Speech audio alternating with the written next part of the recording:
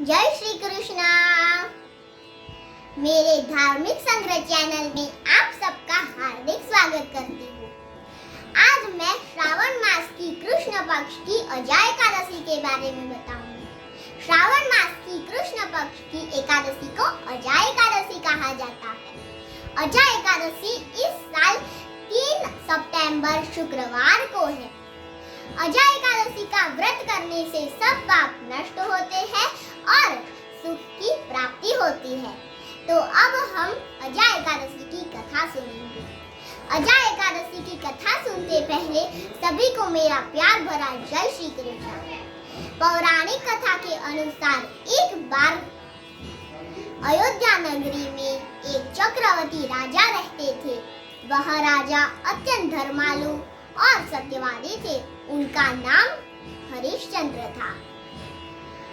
एक दिन उन्होंने अपनी मर्जी से स्वप्न में अपना राज्य, अपनी स्त्री और अपना पुत्र एक ऋषि को दान कर दिया और स्वयं एक दास बनकर दास के काम पर लग गए।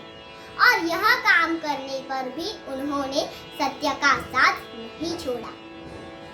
एक दिन उन्होंने सोचा कि जल्द मैं इस पाप से मुक्त हो जाऊं। यह सोचकर वह चिंतित होने लगे। उन्होंने तब देखा कि गौतम ऋषि है यहाँ, और वह देखकर गौतम ऋषि के पास गए और उनको प्रणाम किया और अपनी पूरी कहानी बताई और कहा कि आप मुझे इस पाप से मुक्ति दिलाइए। गौतम ऋषि ने कहा कि इस पाप से मुक्त होने का एक ही उपाय है। तुम श्रावण मास की कृष्ण पक्ष की अजा एकादशी का व्रत करो।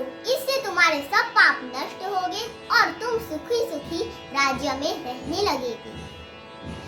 ऋषि के कहने अनुसार उन्होंने एकादशी का विधि पूर्वक व्रत किया। इससे उनके सब पाप नष्ट हो गए और वह राज्य में अपनी स्त्री और अपने पुत्र के साथ सुखी सुखी रहने लगे। तो ये थी हमारी अजा एकादशी की कथा। तो अजा एकादशी का व्रत करने से सब पाप नष्ट होते हैं। तो आप अवश्य अजा एकादशी का व्रत करें। जय श्री कृष्ण। धन्यवाद।